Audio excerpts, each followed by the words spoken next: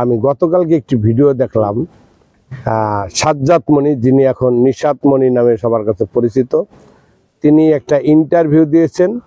ভাই আমি ছোটখাটো একজন পরিচালক, প্রযোজক, তো ক্যামেরার কাজ তো কিছু হলেও বুঝি নাকি।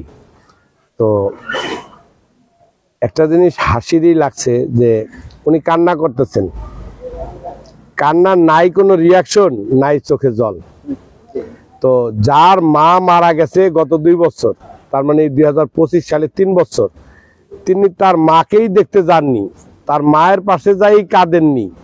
আর তিনি পাতানো বোন কিংবা পাতানো মায়ের কাছে কি কাঁদবেন বলেন? যেদিন মারা গেছে সেদিন রাত উনি কই ছিলেন? তো ওটাও না। আমি যেদিন শিশুতে দেখতে গেছি, সুচিতা ভাবি, আন্না ভাবি, কেয়া ভাবি সহ, এবং আমার সাথে একটা বন্ধু সহ ফুটবলার, সেদিনই সারাদিন উনি যায়নি। বিকাল 5টা বাজে দেয় শুনি উনি সারাদিনে যায়নি। তো যার মা তো মাই, যেহেতু ডেকেছেন জানি, আপনারা জানেন, তো তাকে সারাদিনেও দেখতে যায়নি। কেয়া ভাবি ক্ষিপ্ত হইয়া 8 থেকে 10 বার ফোন দেওয়ার পর তিনি গেছে, ততক্ষণে আমাদের দেখা হয়ে গেছে। ওইখানে এই ভিডিওটা আছে, আপনারা পেয়েছেন, আমার ভিডিও আপলোড করছিলাম যে অঞ্জনা পাখি তোমার একানি, তুমি কে?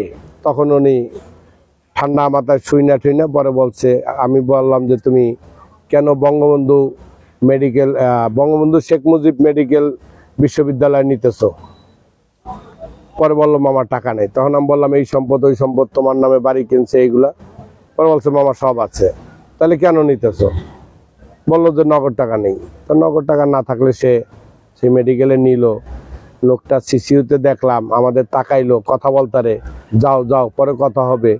আরেকজন সিনিয়র আর্টিস্টকে বললো উকিল পাঠাইও।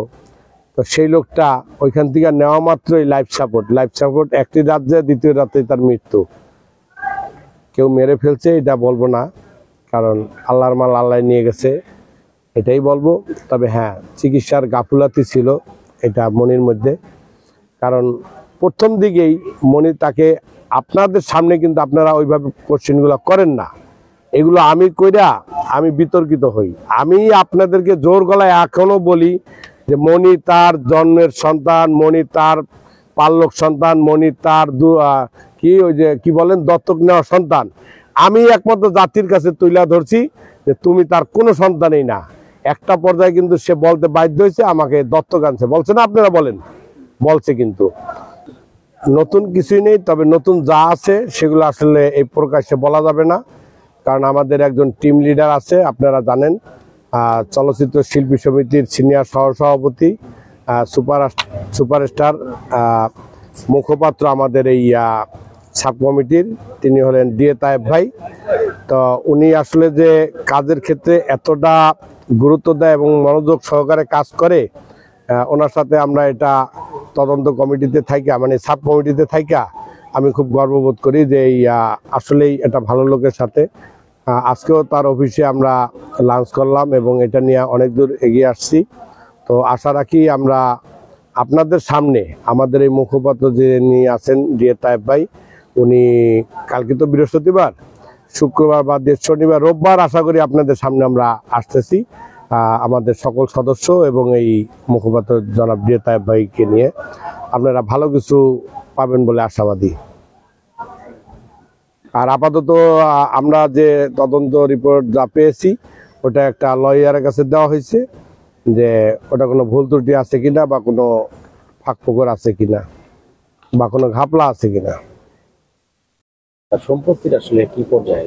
সম্পত্তির বিষয়ে আসলে ভাই এটা কিছুই বলার নাই। আমি এক্সাম্পল দেই, আমার একটা বন্ধু গত রোজার ঈদে ঢাকার থেকে নিজে ড্রাইভ করে যাইতেছিলেন, তার সামনে স্ত্রী, পিছনে 2টা বাচ্চা।